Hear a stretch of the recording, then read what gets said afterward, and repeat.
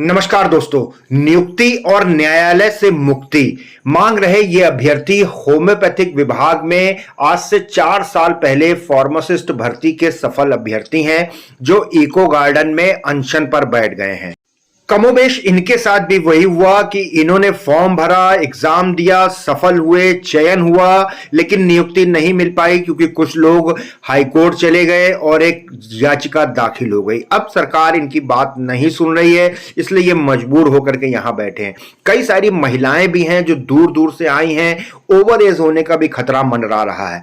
आइए इन सफल अभ्यर्थियों से बात करके इनकी दिक्कत परेशानी जान। मेरा नाम निवेशना है, मैं लखनऊ से आई हूँ जी। ये जो हमारी होम्योपैथिक फार्मासिस्ट की भर्ती है ये फरवरी 2019 की है और ये इसका रिजल्ट 22 नवंबर 2021 में आ गया। ये भर्ती अभी तक क्लियर नहीं हुई है और हम लोग बहुत आर्थिक और मानसिक रूप से बहुत बेहद ही परेशान हैं। अगर ये हमारी भर्ती क्लियर नहीं हुई तो हम लोग आत्मदाह करेंगे।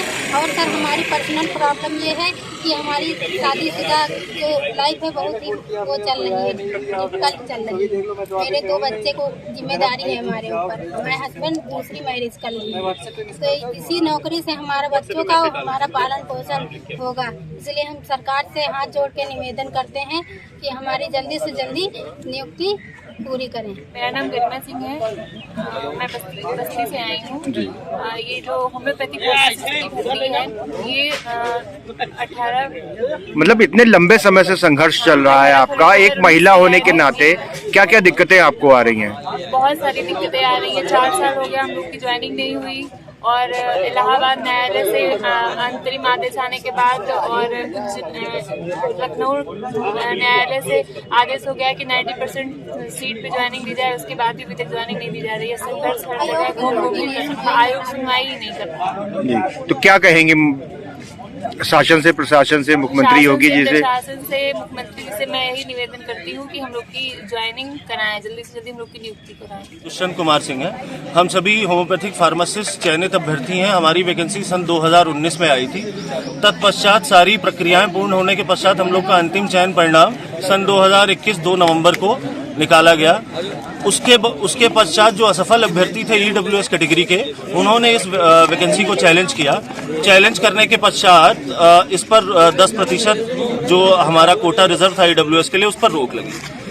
किंतु तब से लचर व्यवस्था, यूपी SSS की लचर व्यवस्था के कारण हमारे केस की ना तो सरकार द्वारा पैरवी हो रही है उचित तरीके से और ना ही किसी प्रकार का न्यायालय में सरकार के द्वारा कोई पक्ष रखा जा रहा है। हमारी यहाँ एकत्र होने की मात्र मांग इतनी है कि आखिरकार सरकार एक हमें नियत समय तक जवाब दे दे कि आखिरकार कितने समय तक हमें यहाँ बैठकर अपने अधिकारों के लिए लड़ना होगा और क्या जिस वैकेंसी के लिए, जिस नियुक्ति के लिए हमने एग्जाम दिया, हमने इंटरव्यू दिया, हमने परीक्षा दी, हमने फॉर्म भरा, क्या हम उसके लायक नहीं हैं? यदि वो हमें लायक नहीं समझती है तो उसने फिर रिजल्ट निकाल करके हम लोग को क्यों अटका रखा है?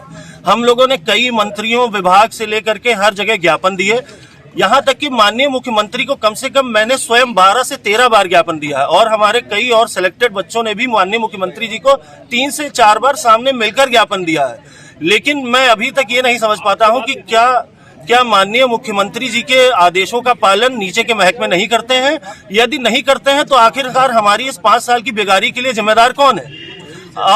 आखिरकार हमारी इस 5 साल की बेगारी के लिए जिम्मेदार कौन है? हम जहां जहां भी अपनी फरियाद लेकर के जाते हैं, चाहे वो यूपी SSS हो, उसके अध्यक्ष हो माननीय प्रवीर कुमार जी, यहाँ तक कि हमारा विभाग हो, हमारे विभाग में भी पदाधिकारी लोग हो, कोई हमारी बात सुनने को कतई तैयार नहीं है।